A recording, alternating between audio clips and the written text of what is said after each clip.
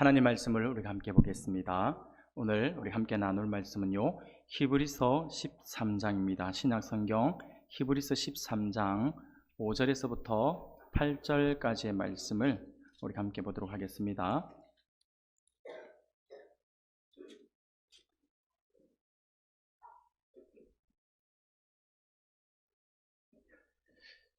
신약성경 히브리서 13장 5절에서부터 8절까지의 말씀을 찾으셨으면 우리 한 절씩 교독하도록 하겠습니다. 제가 먼저 5절 말씀 보겠습니다. 돈을 사랑하지 말고 있는 바를 족한 줄로 알라. 그가 친히 말씀하시기를 내가 결코 너희를 버리지 아니하고 너희를 떠나지 아니하리라 하셨느니라.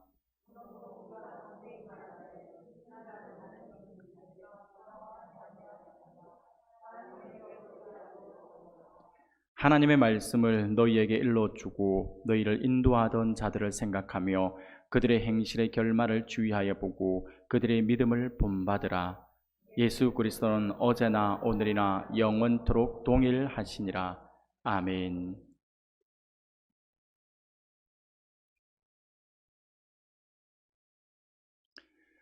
할렐루야.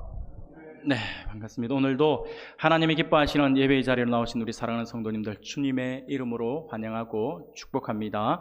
우리 주님의 크신 은혜와 사랑이 우리와 함께하는 우리 모두에게 그게 차고 넘쳐나기를 소원합니다.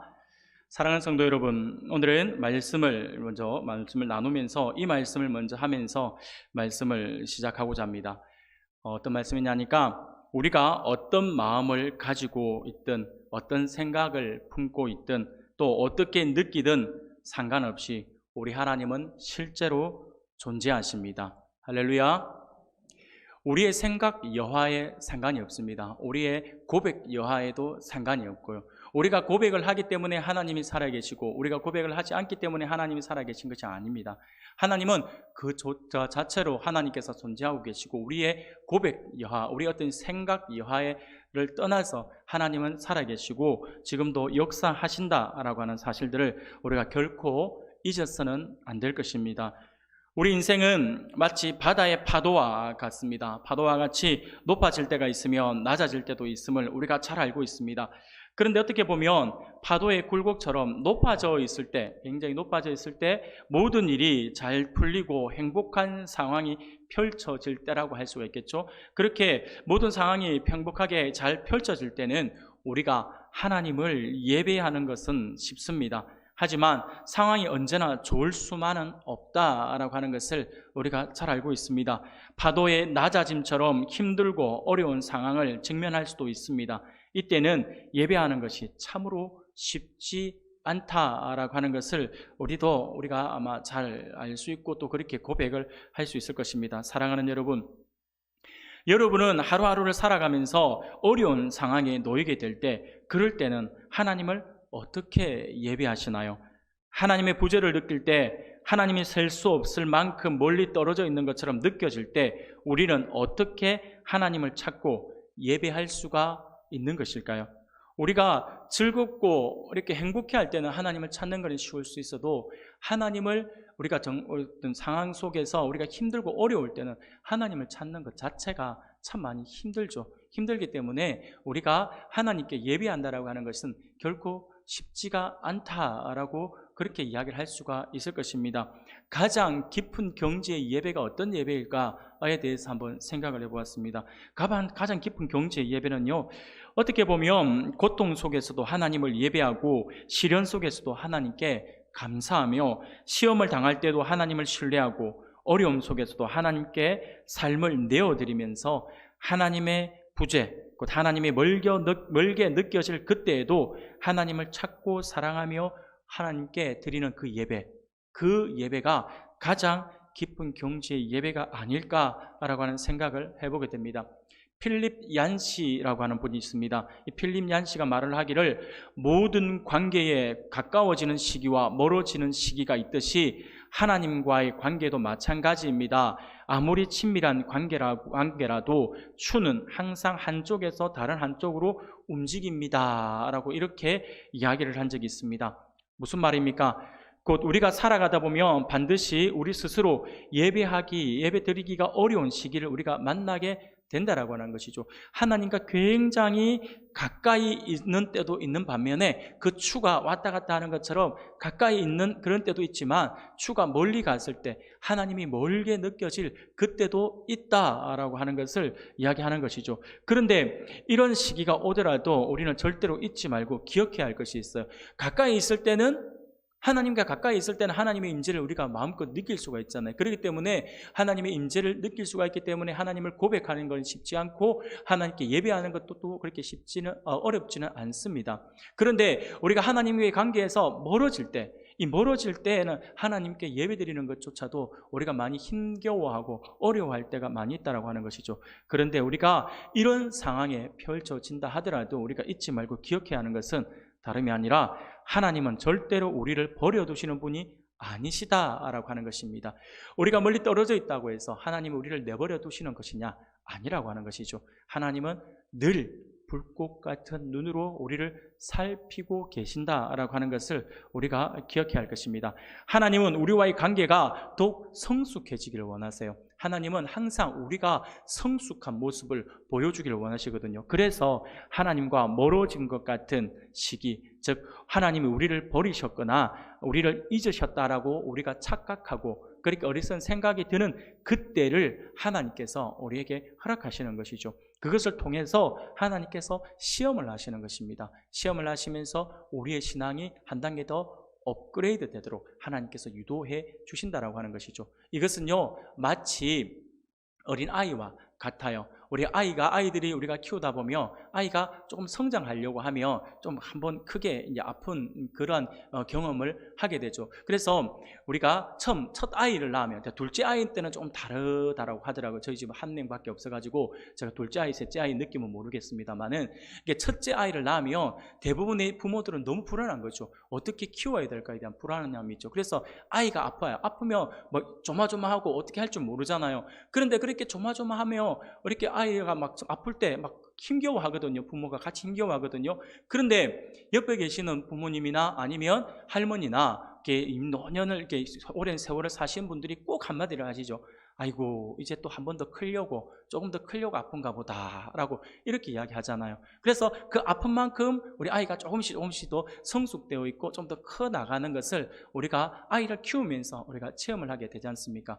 우리 신앙도 마찬가지입니다. 이런 어떤 고통, 이런 시련의 시간들이 우리가 지나면 우리가 단련이 되는 것이죠. 그래서 우리의 신앙은 더 성숙해지는 것이죠. 하나님께서 이 성숙을 위해서 우리에게 가까이 있긴 하나님 임재를 느끼는 때를 하나님께서 허락하실 뿐만 아니라 하나님과 멀게 떨어져 있는 것처럼 하는 그 느낌을 받을 때도 하나님께서 우리에게 허락하신다라고 하는 것이죠. 그것은 우리의 성숙을 위해서 하나님께서 허락하시는 시험이다라고 하는 것을 우리가 기억해야 합니다.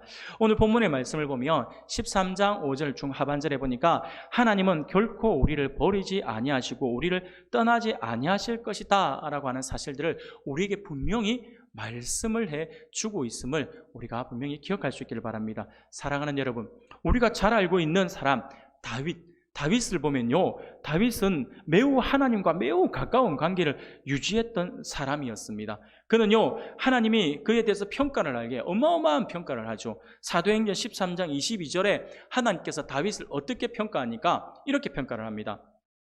다윗을 왕으로 세우시고 증언하여 이르시되 내가 이새의 아들 다윗을 만나니 내 마음에 맞는 사람이라 내 뜻을 다 이루리라 라고 말씀을 합니다. 예전 우리 개역 한글 성경에서는요, 내 마음에 합한 사람이다 라고 이렇게 표현을 하고 있습니다. 이처럼 하나님께서 다윗을 향하여 하나님의 마음에 딱 맞는 사람이라고 표현을 하신 것이죠.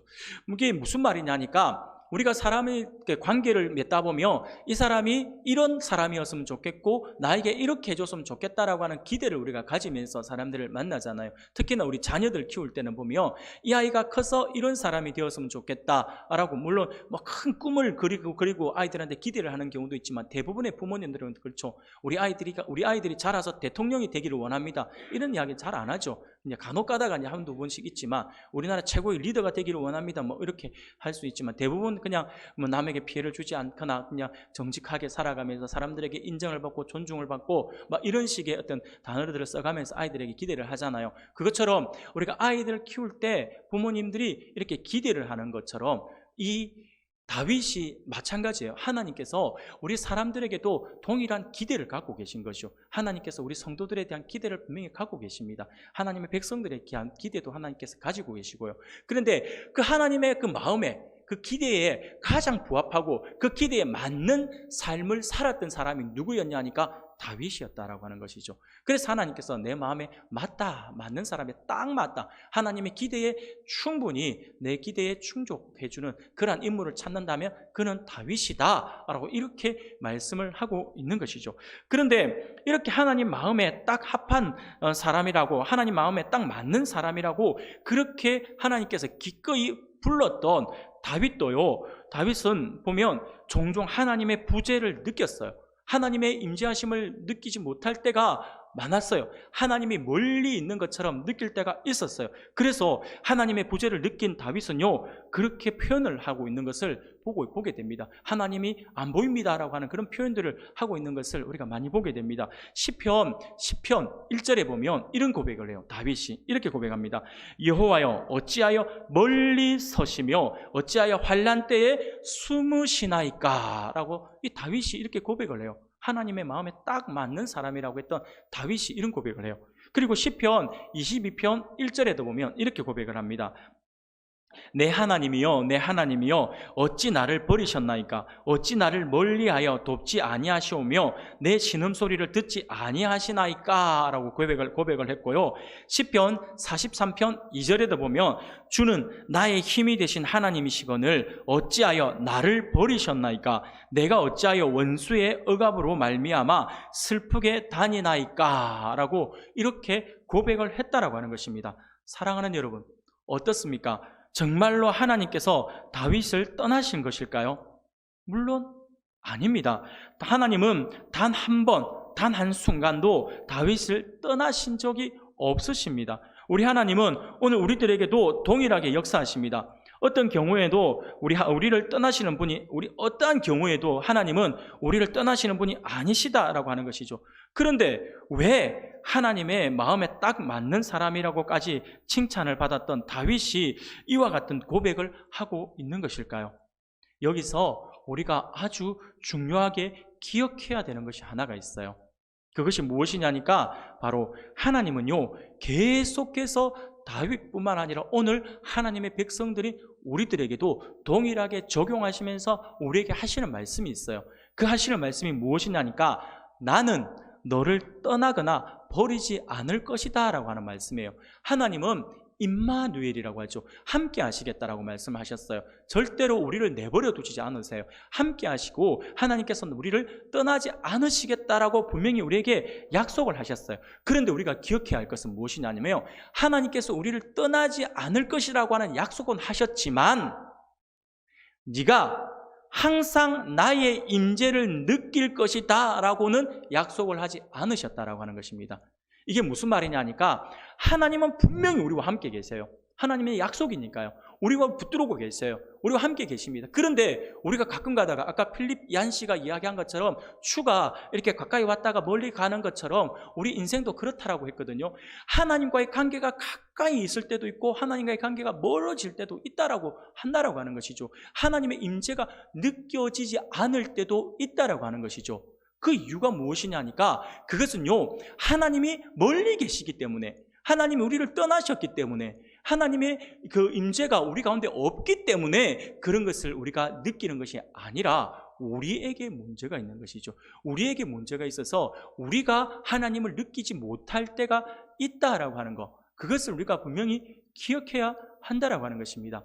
하나님은 우리에게 함께 내가 너를 떠나지 않을 것이다 라고 말씀을 하셨지 네가 항상 나의 임재를 느끼면서 살아갈 것이다 라고는 말씀을 하지 않으셨다 라고 하는 사실들을 기억해야 한다라고 하는 것입니다. 사랑하는 여러분, 우리가 신앙생활을 하면서 우리의 믿음이 가장 많이 자랄 수 있는 상황이 언제인지 아십니까? 그것은요, 바로 우리의 삶이 모두 무너지고 있는데도 불구하고 하나님은 보이지 않는 그때입니다. 우리의 고통스러울 때, 우리가 힘들 때가 우리에게 기회가 될 수 있다라고 하는 것이죠. 욥과 같습니다. 욥처럼 그렇습니다. 욥에게 그런 일이 일어났습니다. 일순간에 가족, 사업, 건강, 그 모든 것들을 다 잃어버렸던 사람이 바로 이 욥이었습니다. 그런데 우리가 성경을 보다 보면요, 욥기서를 가만히 묵상하다 보면 정말 절망적인 것이 있어요. 욥이 모든 것을 다 잃어버렸다. 그것이 가장 절망적이다가 아니라 성경을 보면요, 욥이 더 크게 고통스럽고 더 크게 어려운 경우가 있어요. 그게 뭐냐니까 욥기가 계속 1장부터 시작해서 쭉 연결이 되는데 계속해서 욥이 고통을 당하잖아요. 서로 앞부분에서 고통을 당하고 힘들잖아요. 그 욥의 친구들이 찾아와서 또 욥의 속을 뒤집어 놓거든요. 그런데 그렇게 힘들고 어려운 상황 속에서도 욥은 단 한 번도 하나님을 원망하거나 불평하지 않아요. 그런데 욥이 친구들이 자기 모든 것을 다 잃었을 때도 아팠고 친구들이 와서 나의 속을 뒤집어 놓았을 때도 욥은 분명히 아팠을 것입니다. 그런데 말씀을 묵상하다 보면요, 욥이 이것보다 더 아픔을 느꼈겠다라고 하는 것이 하나가 있어요. 그게 무엇이냐면 욥기서를 시작하고 나서 욥기서가 37장에 이를 때까지 37장까지 그 긴 장이 넘어올 때까지 하나님은 욥에게 단 한마디도 하지 않고 있다라고 하는 거예요. 철저히 욥에게 침묵을 하고 계신다라고 하는 것이죠. 여러분, 신앙인들에게 있어서 가장 힘든 것은요, 이겁니다. 우리의 만나는 고통들, 우리가 만나는 어려움들은요, 우리가 이겨낼 수 있어요. 그런데 우리가 절대 신뢰하고 있는 하나님의 임재가 느껴지지 않아요. 하나님의 말씀이 우리에게 주어지지 않고요. 그러면 우리에게는 따지고 보면 소망이 없는 것과 같은 거예요. 욥이 가장 힘들었던 것이 이것일 수도 있어요. 37장에 이를 때까지 하나님은 욥에게 단 한마디의 위로도 없고 단 한마디의 말씀도 하지 않고 있다고 하는 것입니다. 욥의 입장에서 보면 철저하게 하나님께서 욥을 내버려 두는 것 같은 느낌을 받을 수가 있다고 하는 것입니다. 욥 자신은 철저히 온전한 삶을 살았지 않습니까? 정직한 삶을 살려고 발버둥을 쳤던 사람이고요, 무엇보다 하나님을 경외하면서 악에서 떠난 삶을 살았던 사람이 욥이에요. 그것은 하나님께서 인정하셨잖아요. 하나님께서 그것을 인정해 주셨잖아요. 그런데 무엇보다 무엇보다 욥이 정말 신실했던 것은요, 혹시 자신의 자녀들이 마음으로라도 하나님을 욕되게 하지 않을까라고 하는 그 염려 때문에 하나님께 제사를 드렸던 사람이 바로 이 욥이었던 겁니다. 욥기서 1장 5절에 보면 이렇게 말씀을 하죠. 그들이 차례대로 잔치를 끝내면 욥이 그들을 불러다가 성결하게 하되 아침에 일어나서 그들의 명수대로 번제를 드렸으니 이는 욥이 말하기를 혹시 내 아들들이 죄를 범하여 마음으로 하나님을 욕되게 하였을까 함이라. 욥의 행위가 항상 이러하였더라 라고 말씀을 합니다. 범죄를 했기 때문에 하나님 앞에 용서해 주십시오라고 번제를 드리는 것이 아니라 혹시나 내 아들들이 마음으로라도 행동으로라도 자기네들이 또 이렇게 기억하지 못하고 전혀 느끼지 못하는 상황 속에서도 무의식 가운데에서도 혹시나 죄를 지을 수도 있잖아요. 혹시 나의 자녀들이 이렇게 죄를 지었을까 봐 하나님 앞에 혹시나 모르고 지은 죄까지도 하나님께서 용서해 주십시오라고 하면서 하나님 앞에 번제를 드렸던 사람이 이 욥이에요. 그만큼 욥은 신실하게 살려고 몸부림을 쳤던 사람이 바로 이 욥이었다라고 하는 것이죠. 이러한 욥이 그의 삶 속에서 졸지당하는 고통에 대하여 하나님은 철저히 침묵하고 그렇게 몸부림쳤던 그 욥인데도 불구하고 하나님은 그의 그 고통 가운데에서 철저히 침묵하고 계시는 것 같다라고 하는 것이죠. 어떻게 보면 하나님께서 철저히 그를 고통받는 삶 가운데 내버려 두고 있는 것 같다라고 하는 생각도 들어집니다. 욥의 입장에서는 도저히 이해가 되지 않습니다. 자신이 하나님을 어떻게 섬겼는데, 자신이 하나님 앞에 죄를 지을까 봐 조마조마하며 어떻게 그가 삶을 살았는데 라고 하는 생각을 할 수도 있습니다. 그런데 하나님께서는 자신의 고통에 대해서 정말 나 몰라라 하고 있는 것 같다라고 하는 것이죠. 마치 하나님이 계시지 않는 것 같이 그렇게 멀게 느껴지는 그러한 삶을 지금 욥에게 펼쳐지고 있다라고 하는 것이죠. 그러나 우리가 잘 알고 있는 것처럼 욥은 이러한 극한 상황 속에서 있으면서도 불구하고 너무나도 놀라운 고백을 하고 있는 것을 보게 됩니다. 무엇이라고 고백을 합니까? 욥기서 1장 20절과 21절에 욥이 이런 고백을 합니다. 욥이 일어나 겉옷을 찢고 머리털을 밀고 땅에 엎드려 예배하며 이르되 내가 모태에서 알몸으로 나와 싸운즉 또한 알몸이 그리로 돌아가올지라 주신 이도 여호와시오 거두신 이도 여호와시오니 여호와의 이름이 찬송을 받으실지니다 라고 고백을 하는 욥의 위대한 고백을 볼 수 있습니다. 사랑하는 우리 성도 여러분, 지금 욥의 이 고백을 하고 있는 이 모습을 이해할 수 있겠습니까? 어떻게 이런 고백을 할 수 있는 것일까요?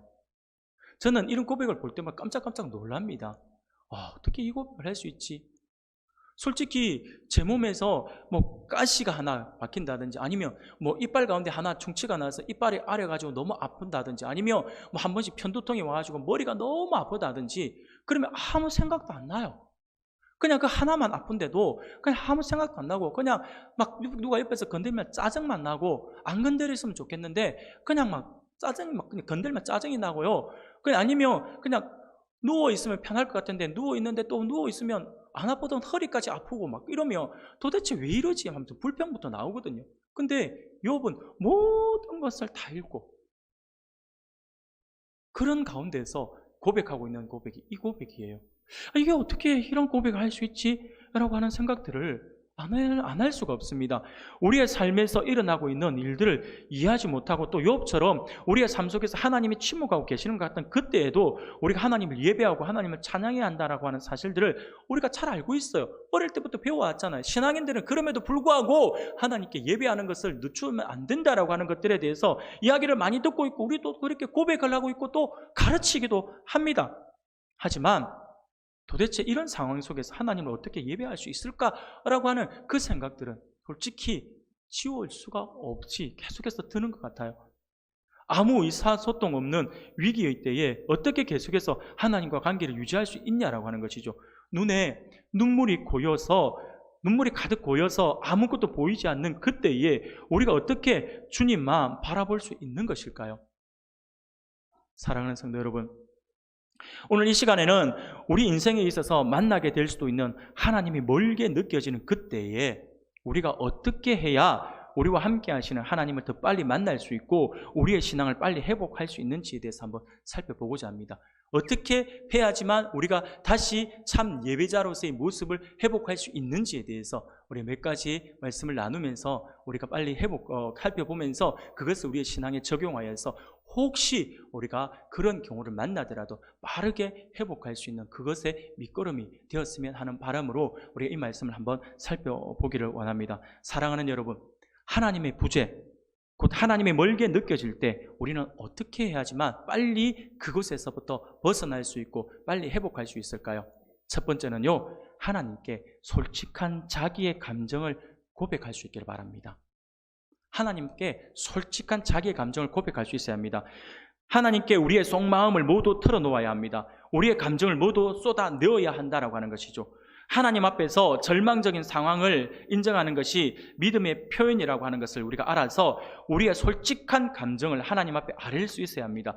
우리는 하나님 앞에 기도하면서도 나의 솔직한 감정을 가끔 가다가 숨길 때가 너무나도 많이 있습니다.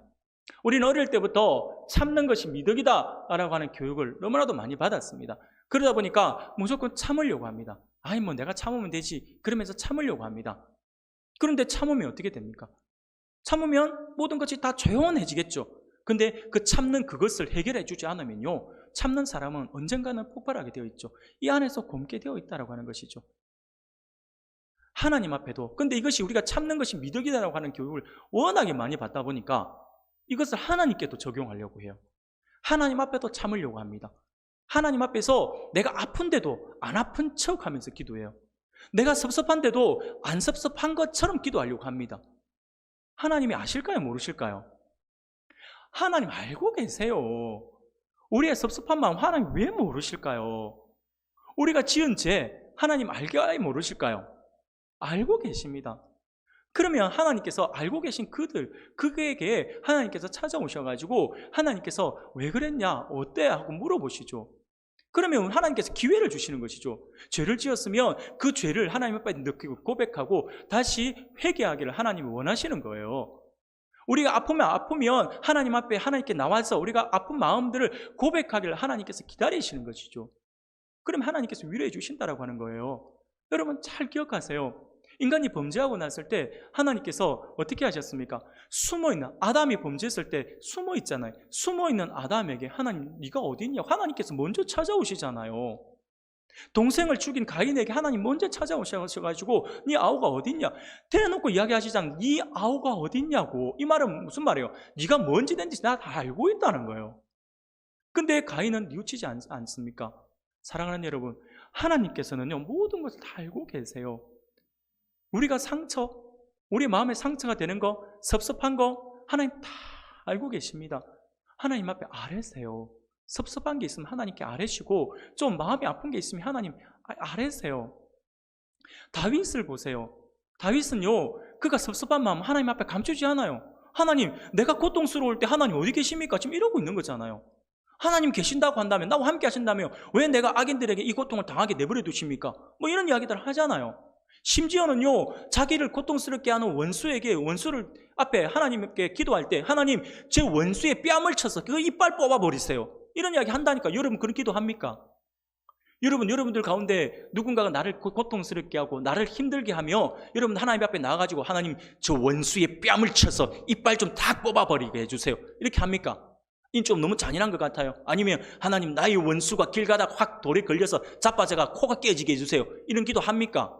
안 하잖아요. 여러분들은 따지고 보면 다윗보다 훨씬 의인이잖아요.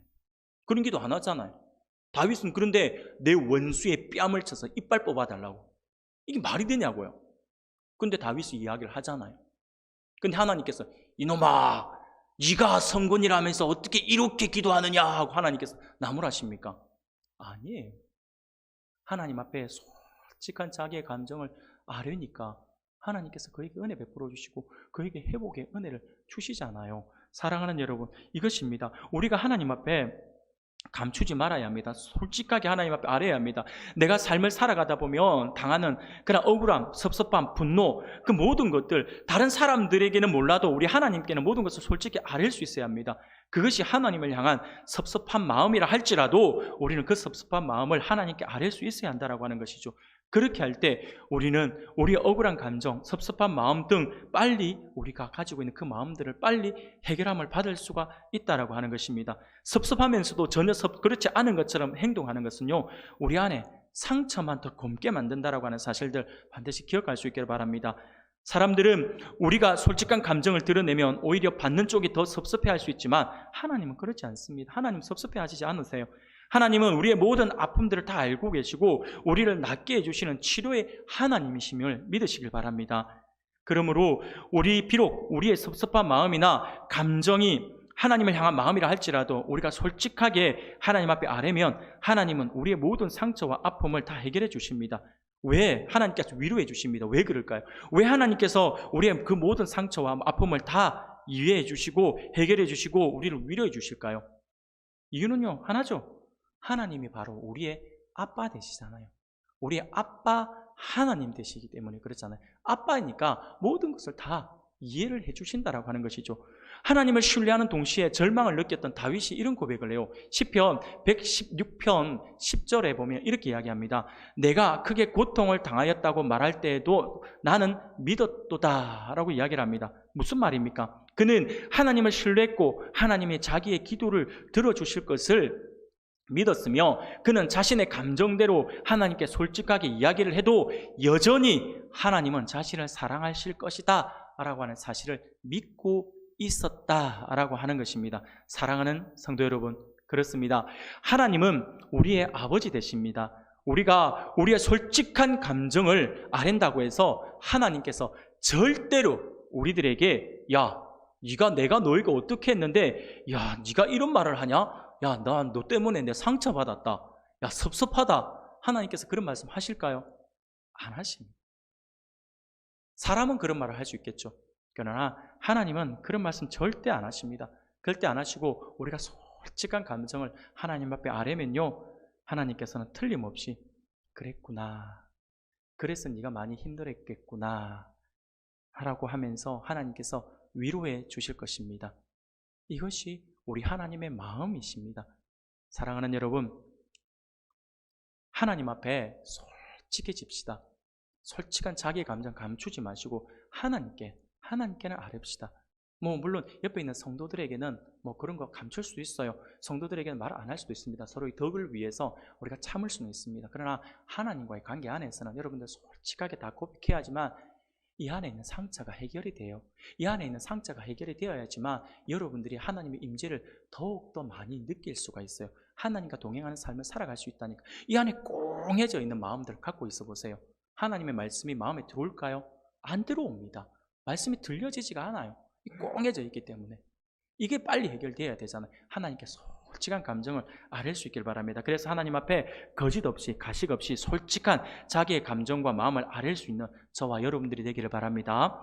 두 번째로 하나님의 부재, 하나님의 하나님이 멀게 느껴질 때 우리가 어떻게 해야 될까요? 그것은요, 하나님이 어떤 분이신지에 대해서 한번 초점을 한번 맞춰 보십시오. 하나님은 한결같은 분이십니다.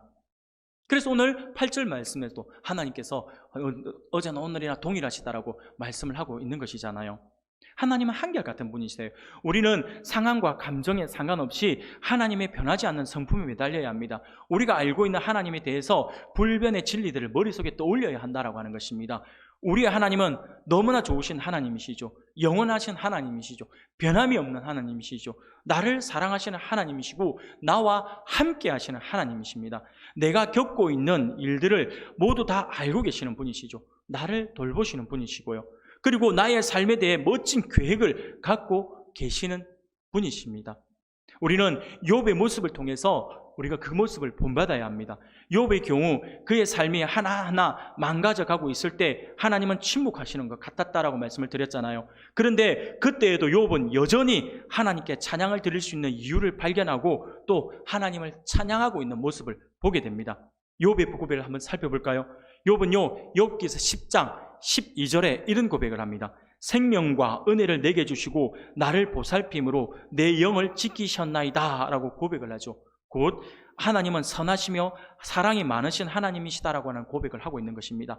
37장 5절에도 보면 하나님은 놀라운 음성을 내시며 우리가 헤아릴 수 없는 큰 일을 행하신다라고 고백을 합니다. 곧 전능하신 하나님을 고백하고 있고요. 욥기 23장 10절에도 보면 그러나 내가 가는 길을 그가 아시나니 그가 나를 단련하신 후에는 내가 순금같이 되어 나오리라 라고 하는 고백과 또 그리고 욥기 31장 4절에 그가 내 길을 살피지 아니하시느냐 내 걸음을 다 세지 아니하시느냐라고 고백을 하면서 하나님은 내 삶의 모든 구체적인 부분까지 다 알고 계시고 나를 인도하시는 분이시다라고 하는 사실들을 고백하고 있습니다. 무엇보다 욥은요 19장 25절에 내가 알기에는 나의 대속자가 살아계시니 마침내 그가 땅 위에 서실 것이다 라고 말씀을 하십니다. 무슨 말씀입니까? 하나님이 나를 구원하실 것이다 라고 하는 것을 고백하고 있다라고 하는 것이죠. 지금 이 모든 상황 속에서 너무나도 힘들고 어려운 이 상황 속에서 몰골이 말이 아니죠. 사람의 형상이 아니다 할 정도로 그런 무너져 내린 욥의 형상과 욥의 모습이지만 욥이 고백하기를 결국 하나님께서 나의 이 고난 속에서 나를 구원해 주실 것이다 라고 하면서 그의 믿음이 흔들리지 아니하고 하나님께 그의 신앙을 고백하고 있는 욥의 모습을 볼 수가 있더라라고 하는 것이죠. 이러한 욥의 고백이 오늘 저와 여러분들의 고백이 되어야 될 것입니다. 사랑하는 여러분, 그렇습니다. 우리의 삶 속에서 하나님이 멀게 느껴질 때가 있습니다. 그럴 때일수록 우리는 우리의 아버지 되시는 하나님이 어떤 분이신지에 대해서 초점을 맞출 수 있기를 바랍니다.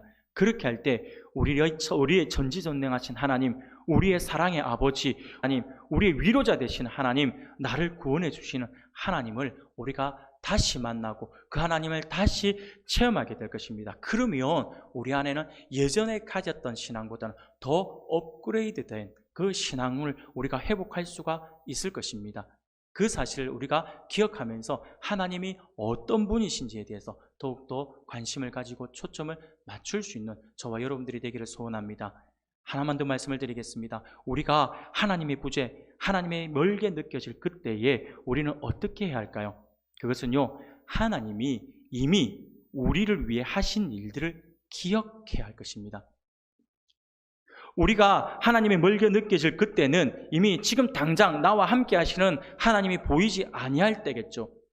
그러므로 지금 당장 나와 함께 하시는 하나님을 우리가 어떻게 만날 수 있을까에 대한 고민을 우리가 당연히 하겠죠. 지금 느끼지 않는데. 그런데 하나님을 지금 내가 다시 회복하려고 하는 그 몸부림치면서 하나님, 제가 지금 하나님이 느껴지지 않아요. 그러니 하나님 다시 내 안에 오셔서 나를 만나주시고 내 영혼을 만져주세요라고 하는 기도를 당연히 해야겠죠. 그런데 그런 기도를 하면서 한 가지 우리가 기억해야 될 것이 있다라고 하는 거예요. 그게 뭐냐니까 바로 지금 당장 내 눈에 보이지 않는 하나님, 느껴지지 않는 하나님이기 때문에 지금 당장 하나님이 보이지 않는 그 부분에 대해서 우리가 생각하고 막 떠올리고 하는 것보다 과거에 하나님께서 우리를 어떻게 인도해 주셨는지에 대해서 우리가 떠올리면 된다라고 하는 것입니다. 내가 어떤 모습을 가지고 살았는지, 내가 어떠한 사람인지를 돌아보아야 한다라고 하는 것이죠. 그리고 우리가 힘들고 어려운 순간 그 어려운 고비를 어떻게 넘길 수 있었는지를 우리가 돌아보아야 할 것입니다. 그럴 때 우리의 힘들고 어려운 그 순간 하나님의 은혜의 손길이 늘 함께 하셨다고 하는 것을 우리가 분명히 보게 될 것입니다. 하나님께서 지금까지 나를 어떻게 인도해 주셨고 나를 위해 어떤 일을 행하셨는지를 돌아보시면 늘 나와 함께 하시는 하나님을 보게 될 것입니다. 내가 힘들고 어려워 주저앉아 있을 때 우리 하나님은 나를 안아주시고 나를 품어주시고 나를 업고 그 어려운 시련과 고난의 강을 건너주셨던 하나님이시다라고 하는 사실들을 우리가 다시 한번 떠올리게 될 것입니다. 그래서 과거에 하나님께서 우리를 어떻게 인도해 주셨는지를 기억하는 것은 너무나도 중요하다라고 하는 사실 여러분들 기억할 수 있길 바랍니다. 그런데 우리가 하나님이 그렇게 우리를 어떻게 인도해 주셨는지에 대해서 떠오르지 않을 수도 있어요. 생각나지 않을 수도 있습니다. 그럴 때는 어떻게 해야 될까요? 만약 하나님이 나에게 해주신 것이 하나도 기억이 나지 않는다 할지라도 우리는 한 가지 사실을 기억할 수 있습니다. 그 한 가지 사실은 무엇이냐니까 예수님이 십자가에서 우리를 위해서 해주신 것이죠. 예수님께서 십자가에서 우리를 위해서 고난 당하고 우리를 모든 죄를 지고 돌아가셨다라고 하는 그 사실 하나만으로도 우리 주님은 충분히 우리가 남은 우리의 삶의 그 생애 동안 우리의 찬양을 받으시기에 합당하신 분이시다라고 하는 것을 우리가 기억하게 될 것입니다.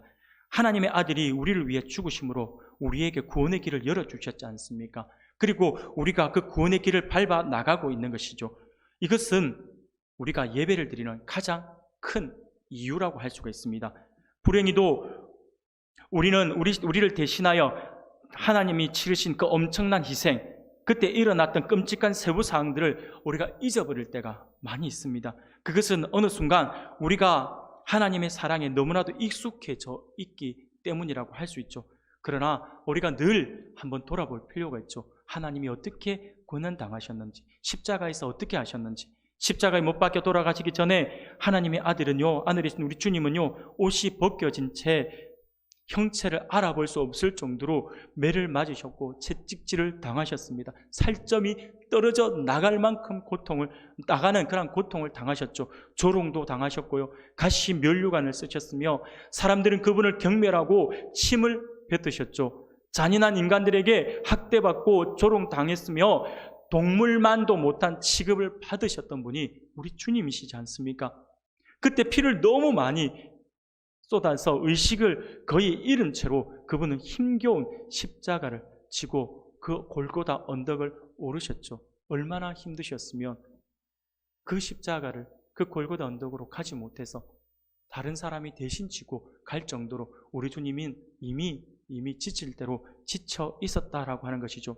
그리고는 그 언덕에 올라서서 어떻게 됩니까? 십자가 위에서 못 박히시고 십자가 처형 중 가장 참기 힘든 죽음의 고문 과정이라고 할 수 있는 천천히 메말라 죽어가도록 방치를 당하신 분이 바로 우리 주님이셨습니다. 그 때 앞에서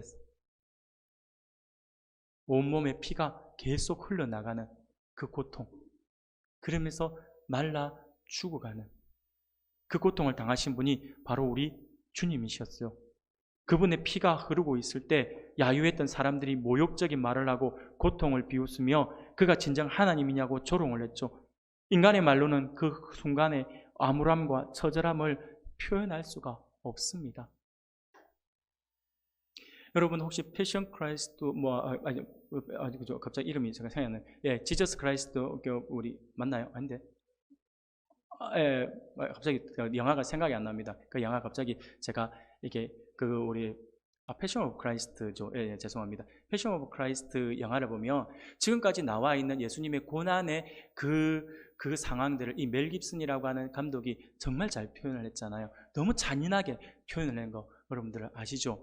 그런데 어느 십자가를 연구하던 학자가 보면서 그 영화를 보면서 잔인하게 표현된 그 장면을 보면서 뭐라고 했냐면 그런 말을 했대요. 예수님의 십자가 고난의 10분의 1도 표현되지 않았습니다 라고 이야기했을 정도에 패션 오브 크라이스트를 처음에 볼 때 정말 눈물을 흘리면서 보잖아요. 우리 주님의 그 고통을 어떻게 저걸 어떻게 참아내지 그러잖아요. 근데 10분의 1도 표현 못했다라고 이야기할 정도면 예수님의 십자가 고통이 어느 정도인지 가히 상상도 할 수 없겠죠. 우리의 말로는 표현할 수 없을 것 같아요. 그런데 여러분들 있잖아요. 왜 하나님은 예수님이 그렇게 무시무시하고 엄청난 학대를 당하게 내버려 두셨을까요? 왜 하나밖에 없으신 당신의 그 아들 독생자 예수 그리스도를 그 고통 가운데 내버려 두셨을까요?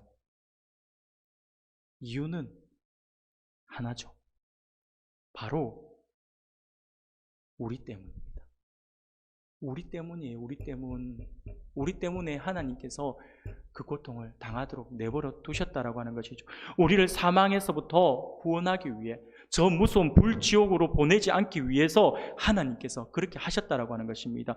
우리가 그분의 영광을 영원히 함께 누리게 하기 위해서 우리 하나님께서 아들을 그렇게 내어주셨고 우리 주님은 그 고통을 당하셨다라고 하는 것입니다. 사랑하는 여러분, 그러니 어찌 우리가 우리 주님의 그 사랑을 기억하면서 우리의 기억하면 우리의 어떤 신앙적인 부분에 우리가 떠오르지 않을 수가 있겠습니까? 우리 주님의 사랑을 우리가 기억만 하며 그 고통, 그 주님의 사랑만 기억하며 우리가 다시 우리 하나님 우리와 함께 하신다라고 하는 사실들을 반드시 우리가 경험을 하게 된다라고 하는 것입니다. 회복하게 된다라고 하는 것이죠. 성경은 이렇게 말씀을 합니다. 고린도서 5장 21절에 이렇게 말씀을 해요.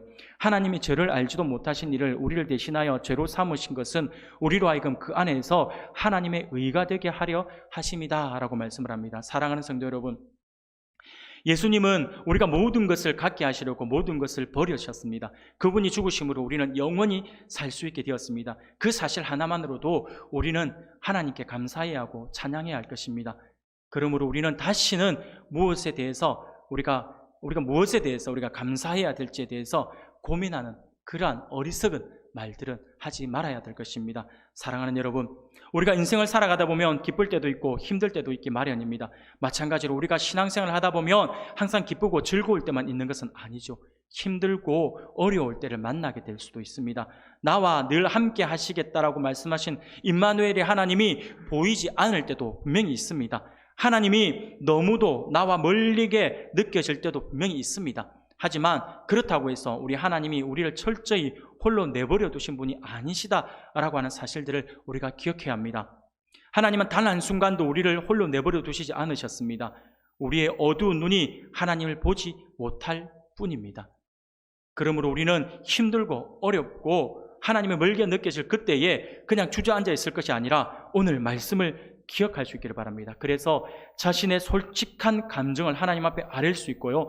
그리고 우리와 함께 하시는 하나님이 어떤 분이신지에 대해서 초점을 맞추시고 무엇보다 하나님께서 우리를 위해 어떤 일들을 해오셨는지를 돌아볼 수 있기를 바랍니다. 그렇게 할 때 우리는 어느 순간 나와 함께하고 계시는 하나님을 다시 만날 수 있을 것입니다. 우리의 신앙이 회복되어 있을 것입니다. 사랑하는 여러분, 아무쪼록 오늘 하나님께서 주신 말씀을 우리가 기억하면서 비록 힘들고 어려운 순간이라 할지라도 우리를 지켜보시는 하나님, 매일의 삶 속에서 늘 우리와 함께 하시는 하나님을 바라보면서 그 모든 어려움들을 다 이겨낼 수 있기를 바랍니다.